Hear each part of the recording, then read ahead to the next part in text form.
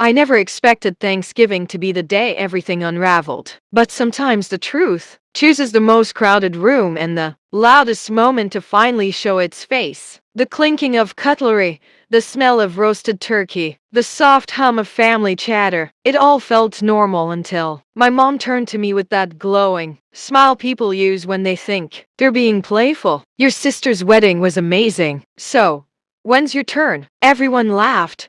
Except me. I just breathed in, steady and slow. Because for 30 seconds straight my brain flashed back to all the nights I stayed awake wondering why my own family had never shown up for the most important day of my life. And that's when the hook of my story really begins, not with anger, but with confusion that slowly hardened into something sharper. I set down my fork and said calmly, I already had mine. You got invitations.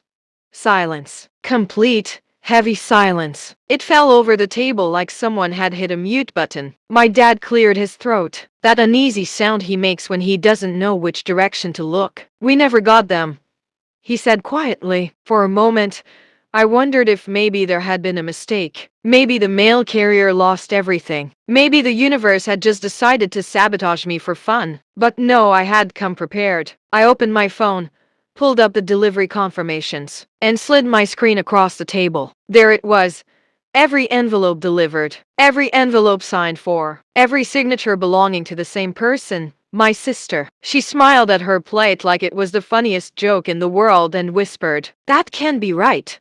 But she wouldn't look at me, and in that moment, I finally understood exactly who had made sure my wedding day was the quietest day of my life. The blood in my ears was pounding so loud I almost missed the way Mom whispered, Sweetheart, why would you sign for your siblings' invitations? My sister's fork froze midair. She shrugged, acting like it was barely worth answering. I don't remember doing that, but her face said otherwise. She was nervous, the kind of nervous that twists truth into knots. I leaned forward, not angry, just steady. You signed for all of them.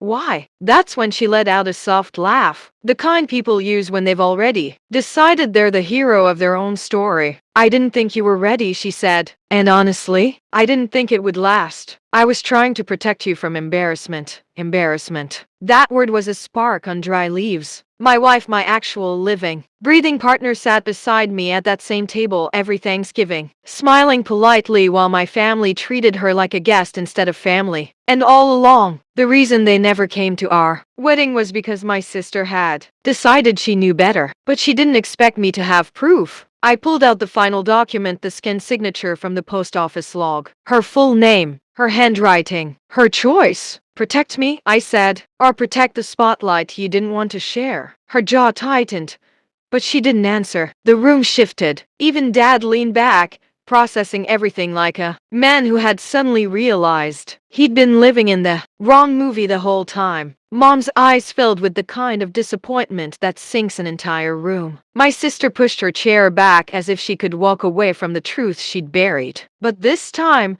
I wasn't letting it go. Not after losing memories I'd never get back. Not after my wife spent years believing my family didn't care about her. I stood up, slow and deliberate, and for the first time in my life, the entire room waited for my words. My wedding wasn't just a date on a calendar, I said. It was the day I chose the person who stands by me through everything. And you stole that moment not just from me, but from all of us. My sister whispered, You're overreacting.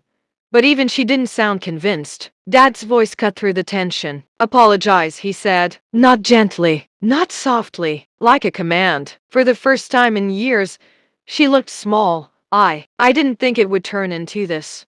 It already did, I replied. You made a choice. Now I'm making mine.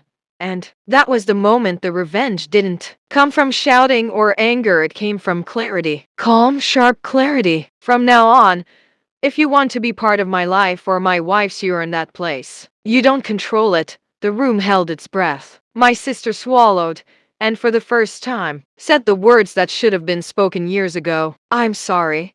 It wasn't enough, but it was a start. And as I reached for my wife's hand, I knew exactly what to say for anyone watching this story unfold. If you're listening, I said, imagining the audience behind the screen, never let anyone, family or not, decide what moments you're allowed to have. Stand up for your life before someone else edits it for you. That was my call to action, my reminder, my line in the sand. And as Thanksgiving continued around us, quieter than before, I realized something powerful. Sometimes the best revenge isn't shouting or getting even. It's claiming the life someone tried to take from you and living it louder than ever.